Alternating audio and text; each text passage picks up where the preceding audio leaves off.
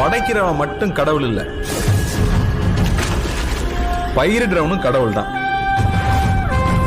நாமெல்லாம் விவசாயின்னு காலரை தூக்கி விட்டுக்கிட்டு தெரியும். ஒரு விவசாயினா ஒரு 25 வயசு ஆள் ஞாபகம் வரணும். அப்படி வந்ததுன்னா விவசாயம் நம்ம கிட்ட திரும்பி வந்துருச்சுன்னு அர்த்தம்.